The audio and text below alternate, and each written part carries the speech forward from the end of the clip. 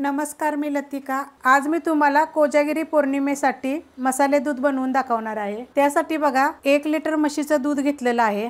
गोडीप्रमाणे साखर, केसर घेतले, 1 चमचा चारुळे, 1 चमचा मगज घेतलेला आहे, 1 चमचा पिस्ता घेतलेला आहे, 1 चमचा ते 1.5 चमचा बदाम मी खिसून घेतलेले आहेत, काजू पण 1.5 चमचा घेतलेले आहेत। आणि आपल्याला बारीक करायसाठी साहित्य पाहिजे। हे 4 काजू घेतलेले आहेत, 6 बदाम घेतलेले आहेत आणि हे 10 ते 12 पिस्ते घेतलेले आहेत आणि वेलची, जायफळ पूड मी कुटून घेतलेले 1 चमचा साखरमध्ये। कढई गरम करत ठेवली, त्यामध्ये आपण दूध टाकून घेऊया।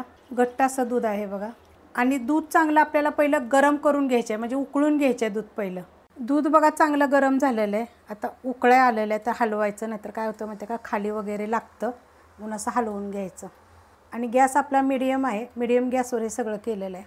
आता ह्याच्यामध्ये आपण साखर टाकूया, चवीनुसार साखर टाका आणि थोडंसं अजून उकळून देऊया आपण त्याला। साखर टाकल्यानंतर साखर बघा वितळलेली आहे। आता त्याच्यामध्ये ना थोडेसे आपण केसरच्या काड्या टाकूया, म्हणजे त्याच्यामुळे काय होईल, कलर असा छान असा येईल। आणि गॅस मी बारीक केलेला आहे। आता ह्याच्यामध्ये बघा हे चारुळे हलकेसे मी हे ना सगळं गरम केलेलं आहे, हलकंसं एकदम गरम, म्हणजे गरम भांडं करून त्यात फक्त टाकलेलं आहे। मगज टाकले, पिस्ते, बदाम, काजू आणि आपली ही वेलची, जायफळ पूड आहे बघा, हे पण टाकायचे त्याच्यामध्ये। आणि हे सगळं आपण मिक्स करून घेऊया।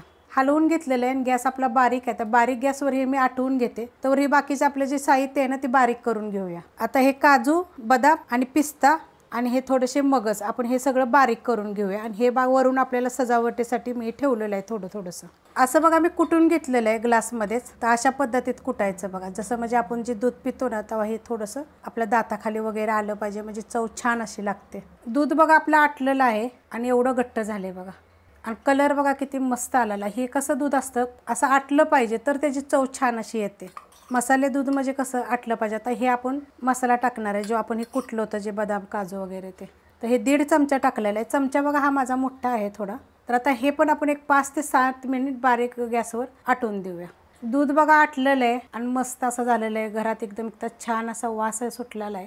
तुम्हाला दाखवते किती घट्ट झालेलं आहे बघा। अशा पद्धतीत झालेलं आहे, 1 नंबर होतं। असं करून बघा, अशा पद्धतीनं करा। आणि रेसिपी आवडली की लाईक करा, सबस्क्राईब करा, कमेंट करा आणि शेअर बी करा।